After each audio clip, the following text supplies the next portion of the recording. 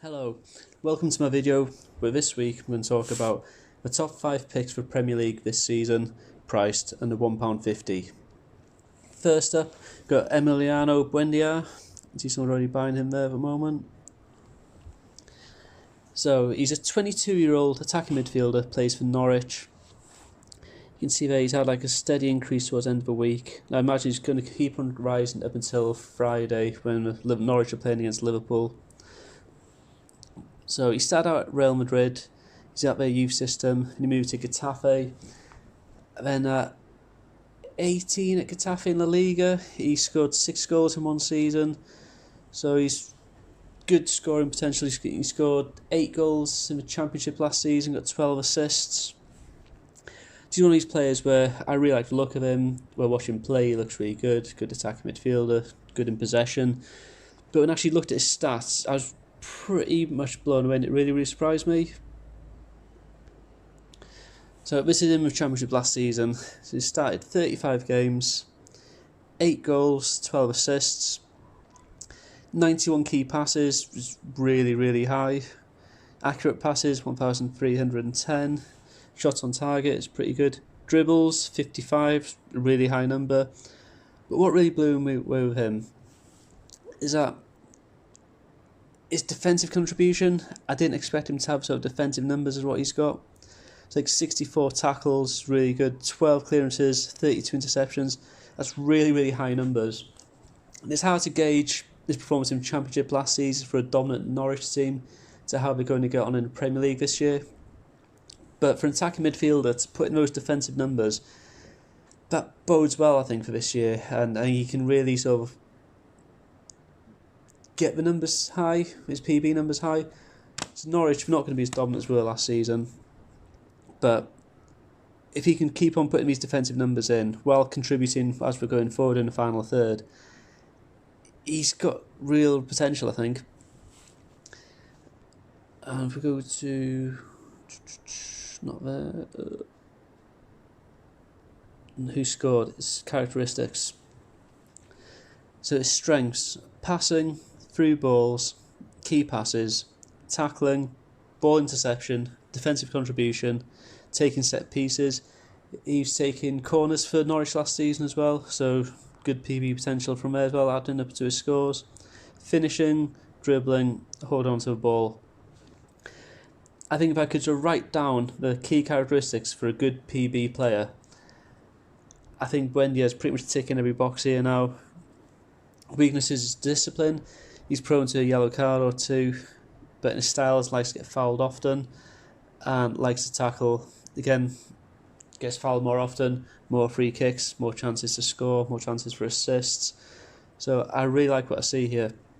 If he has a good season this year, could potentially get a team to move to a bigger team next season, and then at the right team, he could be a PB monster. It's going to be hard for him to rack up really high scores at Norwich this season, I think, but at the right team, he could be huge. His defensive stats, along with his attacking stats, make him really stand out compared to a lot of the players I've been looking at.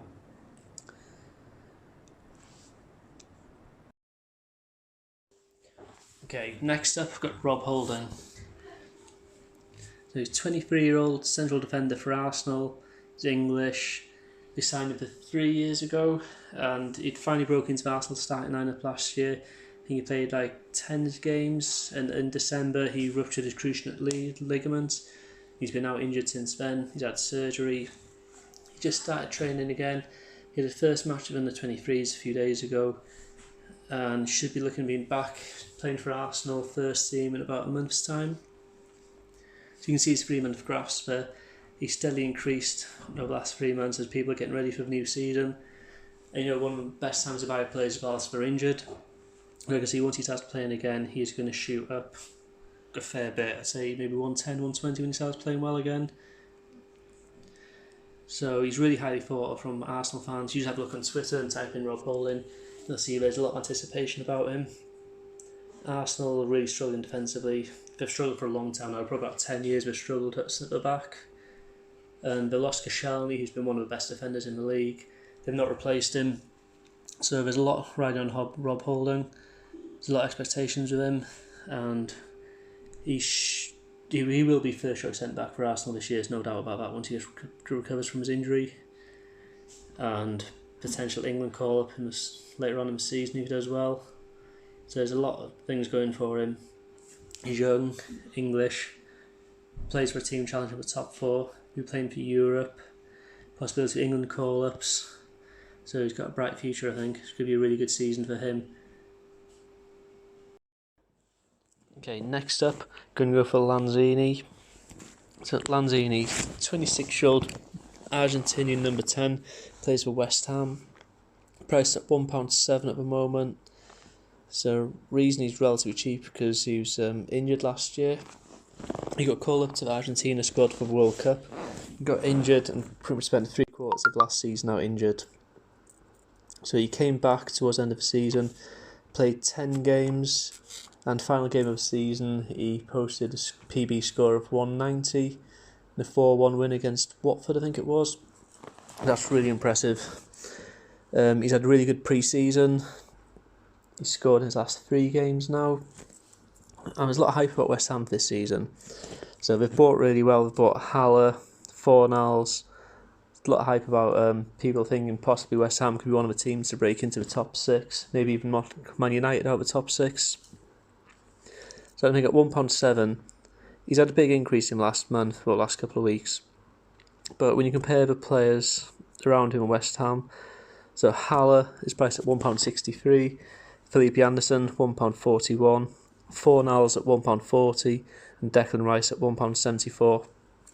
So when you compare Manuel Lanzini to all those other players, and he's got potential to post high PB scores from all of them, I'd say.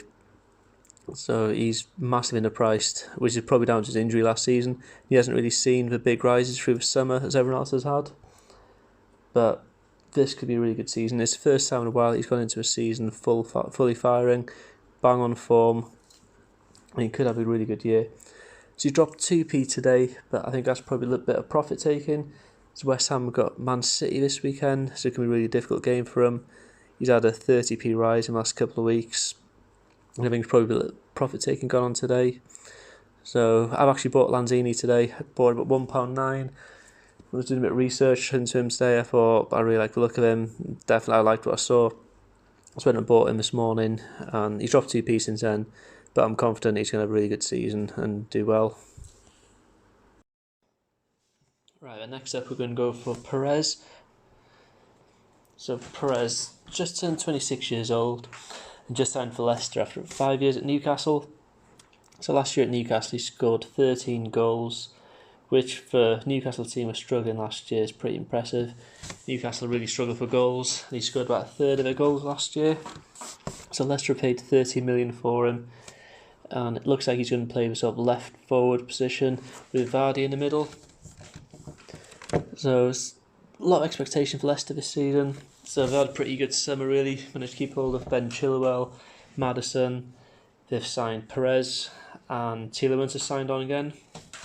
So Rodgers had a really good run with him last season. His first full season in charge. So there's a lot of hype, a lot of expectations. And Leicester, along with Wolves and West Ham, so one of the teams where people are hyping about possibly breaking into the top 6.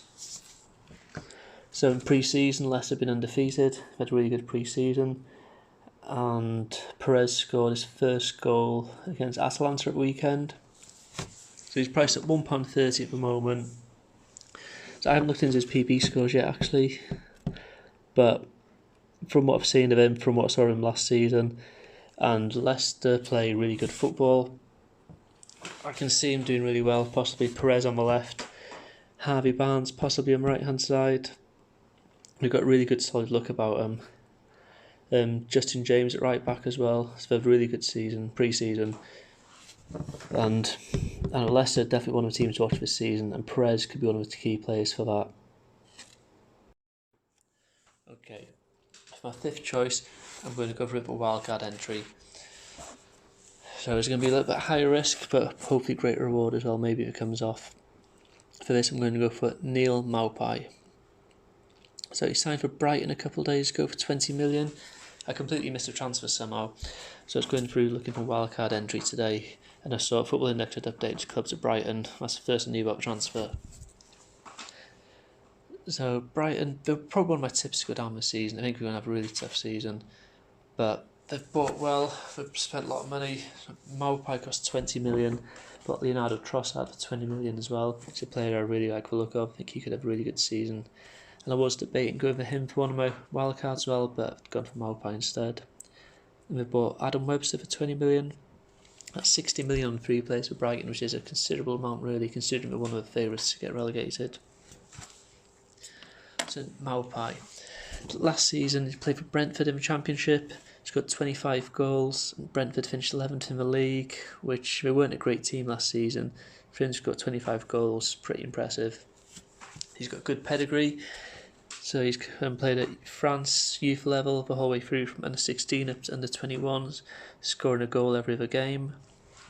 He's a bit of a wonder kid when he's growing up.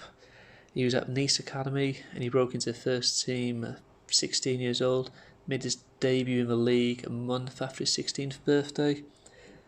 And by the time he was 18 years old, he'd made 50 league appearances. He'd had quite a few injuries at that point as well, so he's really highly regarded. He had quite a lot of injuries in his teens, but he's had 2 successive seasons now in Brentford in the Championship. He's had no injuries, played most games. So it looks like his injury worries are over because Championship is a pretty tough league. And to go through 2 consecutive seasons with no injuries, it's a really good sign.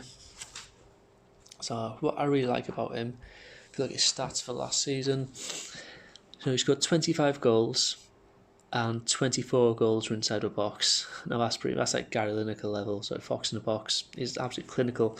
That could be the big difference for Brighton this season as well. His goals could keep them up. So I think if he gets 10 to 15 goals this season, it'll be really, really impressive and really make a statement. And he could potentially get a bigger move end of the season. I think that's the hope of him really. So I think talk of him going to the Euros or France or something like that's probably unlikely. But a big money move end of next season isn't unlikely really. So he scores different goals. Scored 3 with his head, 7 with his left foot, 15 with his right foot. He scored 3 penalties as well. I think there's a pretty good chance he'll be on penalties with Brighton as well next season. So there's a good chance of more goals there. And what I like as well about Brighton as well, they're not going to score many goals, not going to win a lot of games as well. But when he does score, they're likely to be by 1 goal, and he's probably get game-winning goals quite often when he scores. He got 8 assists last season as well, which is pretty good. So it's going to be a real tough season for him in Premiership this year with Brighton, but he's got the capability of scoring goals. If Trossard can set goals chances up for him, you never know what could happen. So he's my wildcard pick for this season, and hopefully we'll see how he gets on in 10 months' time.